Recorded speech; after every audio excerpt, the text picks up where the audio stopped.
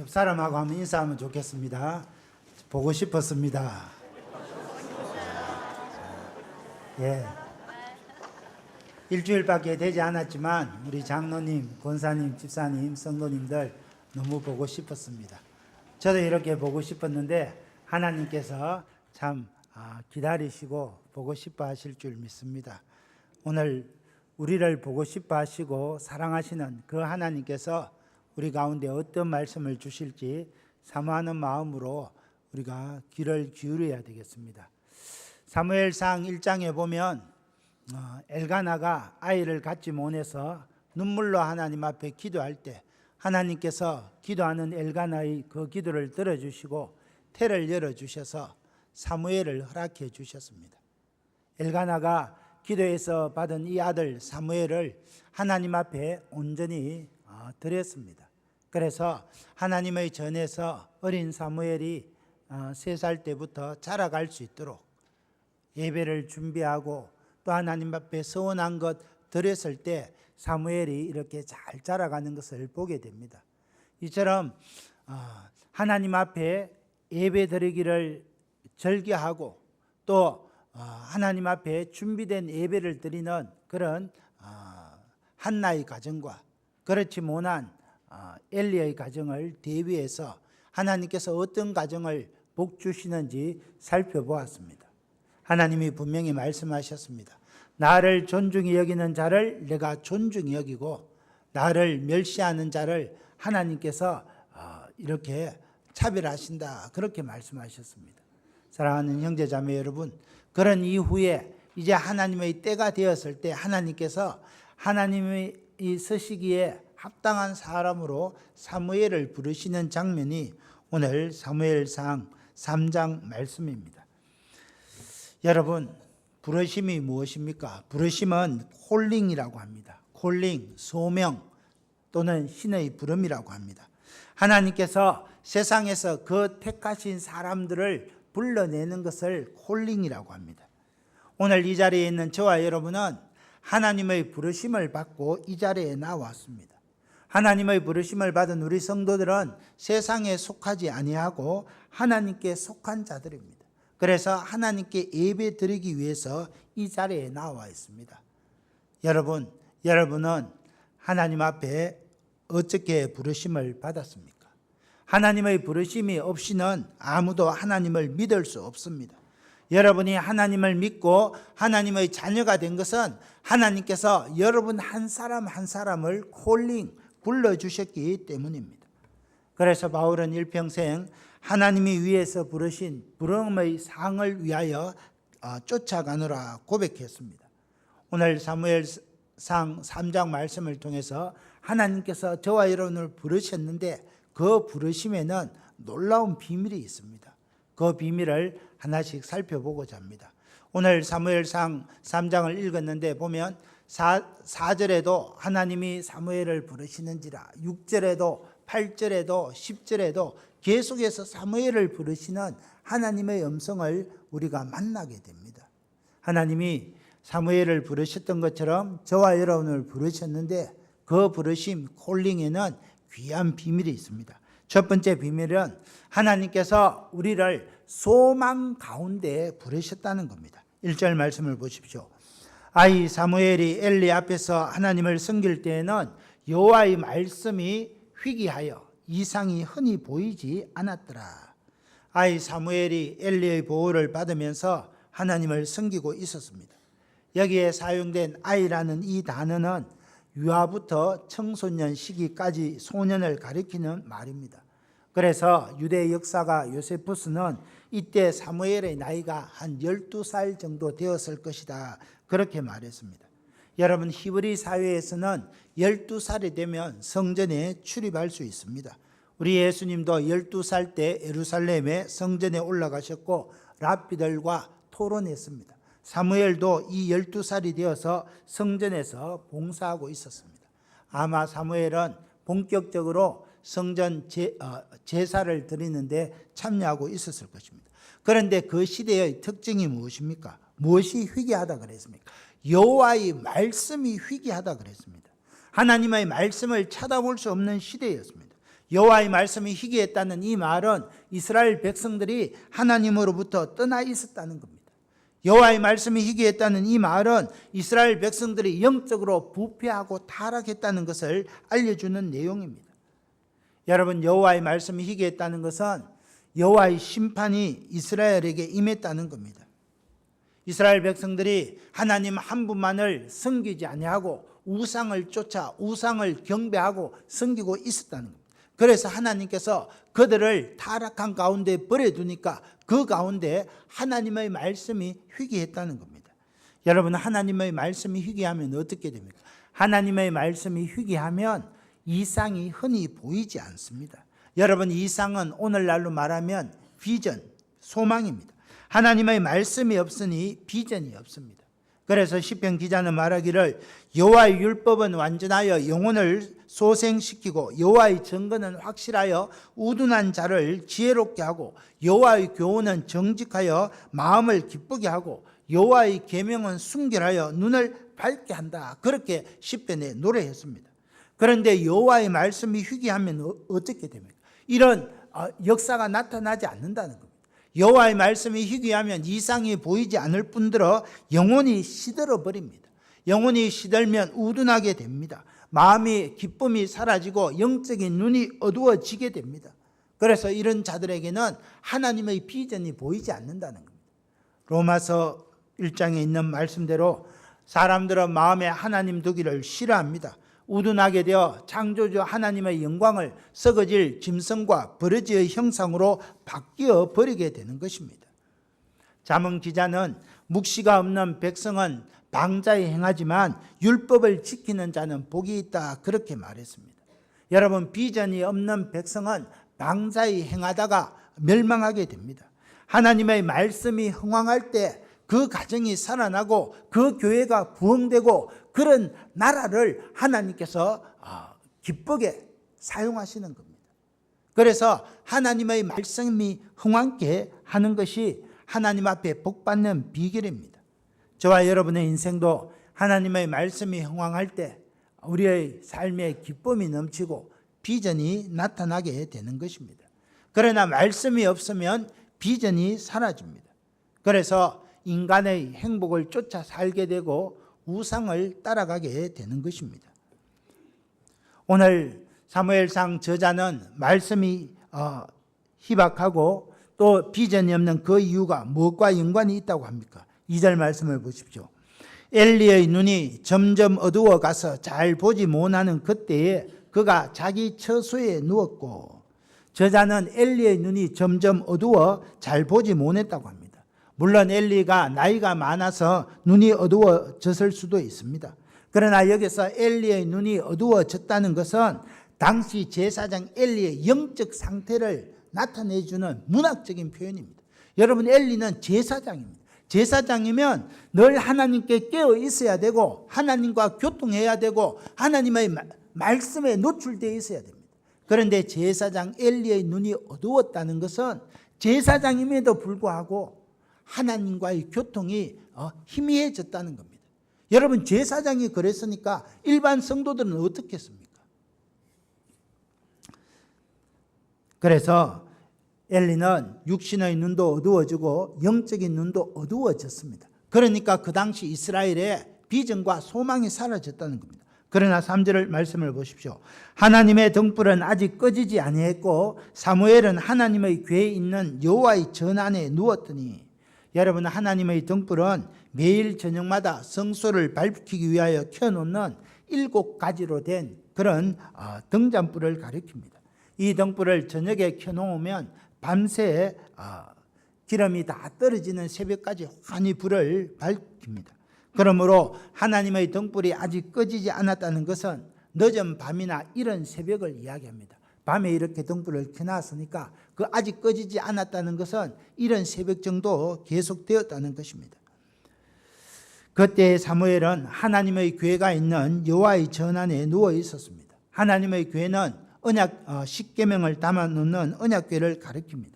여기에 하나님의 등불이 꺼지지 않았다는 이 표현도 이스라엘을 밝히는 여호와의 등불은 꺼지지 않았다는 그런 문학적인 표현입니다. 여러분 생각해 보십시오. 제사장 엘리의 눈은 점점 더 어두워 갔습니다. 엘리의 눈은 영적으로 어두워졌고 타락해 갔습니다. 그러나 반면에 여호와의 등불은 꺼지지 않았다는 겁니다. 이스라엘 나라는 점점 어두운 가운데 타락해 가고 있었지만 그 어두움을 비출 하나님의 등불은 꺼지지 아니하고 전 안에서 불타오르고 있었다는 것입니다. 여러분, 이것은 바로 하나님께서 사무엘을 부르시고 소망 없는 이스라엘 가운데 이 사무엘을 하나님의 사람으로 빚어가고자 하는 그 하나님의 섭리가 있었다는 겁니다. 4절입니다. 우리 같이 한번 읽을까요? 시작. 여호와께서 사무엘을 부르시는 자라. 그가 대답하되 얘가 여기 있나이다. 이제 때가 되어서 하나님이 사무엘을 부르셨습니다. 사무엘을 통해서 하나님께서 말씀을 주시기로 작정하셨습니다. 여호와의 말씀이 희귀하던 그 때에 사무엘을 하나님의 종으로 쓰시고자 하셨습니다. 이것은 흑암 가운데 있는 이스라엘 백성들에게 희망의 등불을 밝히는 귀한 사건이었습니다. 그런데 사무엘이 내가 여기 있나이다 하면서 달려갔는데 하나님께로 달려가야 되는데 누구한테 달려갑니까? 5절에 보니까 사무엘은 엘리 제사장이 부르는 줄 알고 그에게 달려갔습니다. 당신이 나를 부르시기로 내가 여기 있나이다. 그러니까 엘리는 사무엘, 내가 너를 부르지 않았으니 가서 다시 누워라. 사무엘은 하나님의 음성과 엘리의 음성을 구별하지 못했습니다. 그렇지만 하나님은 사무엘을 소망 중에 부르셨습니다. 하나님께서 사무엘을 부르시고 어둠 가운데 있는 이스라엘에게 소망의 불을 키우고자 그렇게 계획하셨습니다. 여러분, 이처럼 부르심이라는 것은 우리의 인간 조건에 기초하는 것이 아닙니다. 비록 사무엘은 하나님이 부르셨지만 하나님의 음성인지 알지 못하고 엘리 제사장에 달려갔음에도 불구하고 하나님은 소망 가운데 계속해서 사무엘을 부르고 계셨다는 겁니다. 여러분, 저와 여러분이 하나님의 은혜로 하나님의 부르심을 받고 이 자리에 오게 되었습니다. 여러분, 내가 하나님의 부르심을 받고 하나님의 자녀가 된 것은 내 인간 조건이 탁월해서 내가 구원받을 자격이 있어서 그렇게 된 것이 아니라는 것입니다. 부르심은 값없이 주시는 하나님의 선물입니다. 여러분, 성경 지식이 많아서 하나님을 여러분을 부르셨습니까? 여러분 믿음이 하나님 마음에 합해서 여러분을 부르셨습니까? 여호와를 잘 알아서 하나님께서 저를 목사로 세워주셨습니까? 그렇지 않다는 겁니다. 하나님의 일방적인 은혜로 내 믿음이 여의치 않지만은 하나님의 말씀도 잘 알지 못하지만은 하나님께서 소망 가운데 네가 아직은 부족하지만은 내가 너를 빚어서 하나님의 사람으로 써야 되겠다. 그리고 하나님께서 우리를 부르셨다는 겁니다. 가끔 교회에서 집사님 이제 좀 일 좀 하셔야 되겠습니다. 섬기시죠. 목사님 아직 때가 안 된 것 같습니다. 그건 아니라는 겁니다. 하나님은 계획 가운데 비록 내가 좀 준비가 덜 됐다 할지라도 성경 말씀을 잘 모른다 할지라도 교회에 출석한 지 얼마 되지 않는다 할지라도 하나님은 소망을 가지고 여러분을 부르시고 하나씩 만들어 가신다는 겁니다. 여기 우리 중고등부 청소년들도 많이 있는데 청년들도 많이 있는데 아직은 부족하지만 하나님이 청소년 시절에 여러분을 부르시고 그 콜링 부르심에 순종할 때 하나님께서 위대한 믿음의 사람으로 만들어 가신다는 거예요. 비록 하나님이 사무엘아 할 때 하나님께 딱 가면 얼마나 좋겠습니까? 그렇지 못했다 할지라도 엉뚱하게 엘리에게 갔다 할지라도 하나님은 사무엘에게 뜻을 두시고 부르시고 계시다는 겁니다. 사랑하는 형제자매 여러분, 우리는 다 부족합니다. 우리에게 대단한 권세나 돈이 많은 것도 아닙니다. 그러나 하나님께서 은혜 가운데 일방적으로 우리를 불러주셨습니다. 찬양대원으로, 구역장으로, 권찰로, 또 목요, 전도, 특공대로 불러주셨습니다. 우리가 잘나서가 아니라 우리 가운데 주신 하나님의 뜻이 있기 때문입니다. 하나님께서 우리를 통하여 어둠 가운데 죽어가는 창녕 땅 잃어버린 영혼들을 구원코자 하는 하나님의 소망이 있기 때문에 우리를 하나님께서 부르셨다는 겁니다. 그래서 교사로 불러주시고 구역장으로 불러주시고 리더십으로 불러주셨다는 겁니다. 내가 잘나서, 내가 능력이 있어서, 내가 자격이 있어서 그런 것이 아닙니다. 하나님께서 소망 가운데 부족하지만 나를 빚어가시겠다는 하나님의 뜻이 있다는 것을 기억해야 합니다.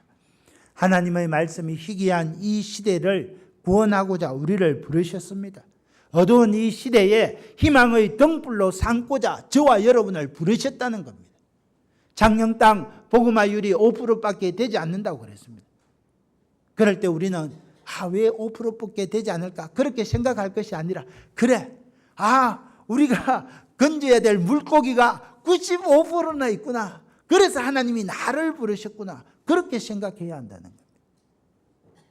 저는 이곳에 오면서 하나님, 창녕읍 18,000명, 창녕군의 65,000명 모두에게 한 사람도 빠짐없이 다 복음을 전하겠습니다. 그렇게 하나님 앞에 결심하고 왔습니다. 다음부터 이제 제 신발이 구두 밑장이 떨어질 정도로 열심히 다닐 겁니다. 그래서 만나는 분들마다 복음을 전해서 이 창녕 땅에 한 사람도 복음 듣지 못하고 예수님 믿지 못하고 지옥 가는 그 영혼이 없도록 최선을 다할 겁니다. 이 일을 하라고 하나님이 저를 이곳에 보내주시고 여러분을 보내주셨다는 겁니다. 이 어두운 세대에 소망 없는 대한민국에 여러분이 소망이 되시고 여러분이 희망이 되시고 여러분이 등불이 되시기를 주의 이름으로 축원합니다. 두 번째 비밀은 하나님께서 응답할 때까지 부르신다는 겁니다. 6절을 보십시오.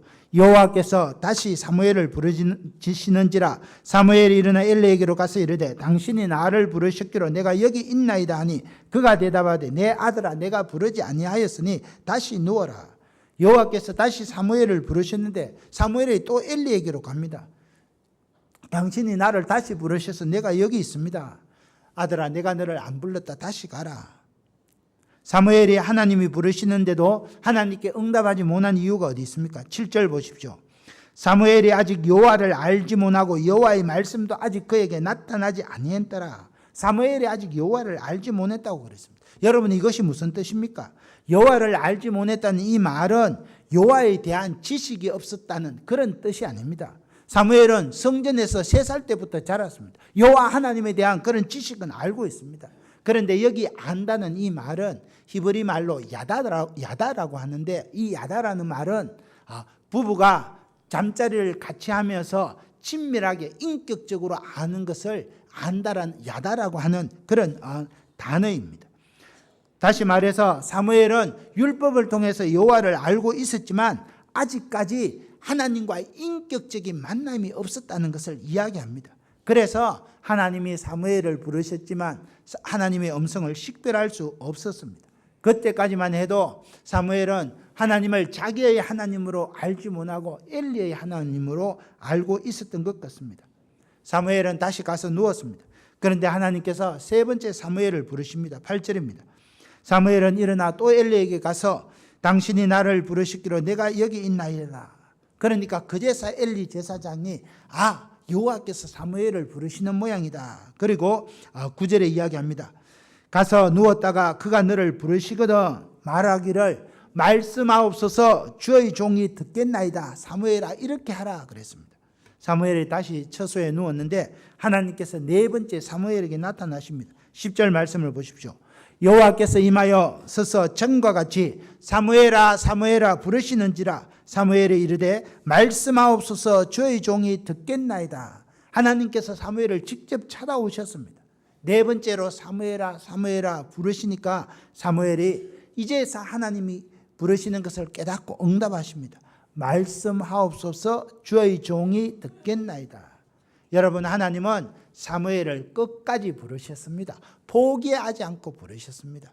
하나님께서 저와 여러분을 소망 가운데 부르셨는데 어두워져가는 이 세상에 빛이 되라고 소망이 되라고 부르셨는데 주님 나는 못하겠습니다. 나는 아직 준비가 안 됐습니다. 그렇다고 하나님이 포기하지 않는다는 거예요. 여러분 응답할 때까지 여러분 순종할 때까지 부르신다는 겁니다. 하나님께서 저와 여러분을 창녕제일교회 하나님의 몸된 교회를 섬기는 일꾼으로 부르셨습니다. 이 부르심에 순종할 때까지 하나님께서 찾고 또 찾으신다는 겁니다. 우리가 계속 버티는 것이 아니라 하나님이 부르실 때 단번에 순종할 때 하나님께서 여러분의 삶을 세워가시고 복 주실 줄 믿습니다. 이런 은혜가 있게 되기를 예수님의 이름으로 축원합니다. 끝으로 하나님께서 우리를 부르신 것은 쓰시려고 부르십니다. 하나님께서 사무엘에게 엘리에게 임할 하나님의 저주와 심판을 전하는 그 내용을 11절 이하에 줍니다. 여러분 한번 생각해 보십시오. 지금 사무엘은 3살 때부터 엘리 제사장에게 밑에서 자랐습니다. 그런데 하나님께서 사무엘을 부르시고 그 입에 말씀을 전해 주신데, 사무엘아, 너는 엘리에게 가서 하나님의 사람이 제사장에게 주신 그 말씀대로, 그 예언 그대로 이루어질 겁니다. 그렇게 말하라 그랬습니다. 여러분, 사무엘이 얼마나 힘들겠습니까?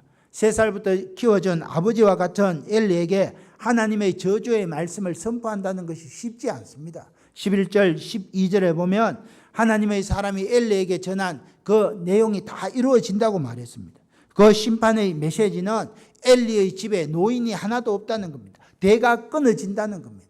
엘리의 집은 복을 받지 못하고 거지가 된다는 겁니다. 여러분, 그런 내용을 전하기가 쉽지 않습니다. 그래서 머뭇거리는데 하나님께서 사무엘을 부르셨으면 부르신 그 사람을 책임져 주신다는 거예요. 하나님이 사무엘을 도와주십니다. 어떻게 도와주십니까?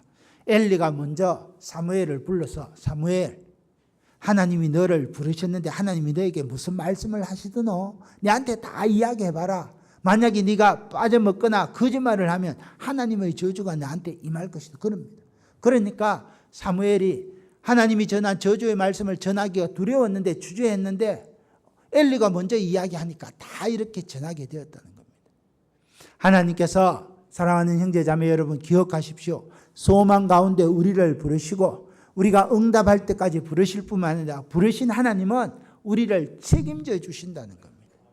여러분, 하나님이 저와 여러분 장영제일교회 몸된 교회, 하나님의 몸된 교회 일꾼으로 부르셨는데, 일꾼으로 부르시면 하나님께서 먹을 것과 입을 것과 일할 것을 다 책임져 주신다는 겁니다. 그래서 우리는 하나님의 몸된 교회에서 힘차게 일할 수 있는 것입니다. 여러분, 하나님께서 우리를 부르시고는 책임져 주시지 않고 일할 연장을 주시지 않는 분이 아닙니다. 다 주신다는 것입니다. 하나님께서 시대마다 필요한 사람을 택하여 세우십니다. 우리 예수님도 12제자를 부르시고 귀신을 쫓아내며 병든 사람을 고쳐주는 그런 권세를 주셨습니다. 그래서 이들을 통해서 온 천하에 복음이 전파되게 하셨습니다. 하나님께서 저와 여러분을 하나님의 사람으로, 하나님으로, 일꾼으로 불러주셨을 때 우리의 삶을 책임져 주시고 하나님께서 권세와 능력도 더하여 주실 줄 믿습니다. 우리가 이 사실을 기억하고 하나님의 몸된 창녕교회에 하나님 앞에 귀하게 쓰임받는 그런 저와 여러분이 다 되시기를 예수님의 이름으로 축원합니다. 기도하겠습니다. 하나님 아버지, 이 다음에 천국에 가면 하나님께서 우리에게 물으실 줄 믿습니다. 하나님의 선한 청지기로서 어떻게 살아왔느냐? 주님의 몸된 교회에 어떻게 봉사했느냐? 얼마나 많은 영혼들을 구원하는 일에 충성했느냐? 주님 물으실 때, 주님, 최선을 다해서 살아왔습니다. 열심을 다해서 충성했습니다. 그렇게 고백할 수 있는 우리 모두가 다 되게 하여 주옵소서. 이 땅에 소망이 없지만은, 이 땅에 빛이 없지만은 이 자리에 예배에 참석한 우리 한 사람 한 사람이 하나님의 나라에 소망이 되고 이 땅에 빛이 되고 하나님의 영광이 되게 하여 주옵소서. 예수님 이름으로 감사하며 기도드렸습니다.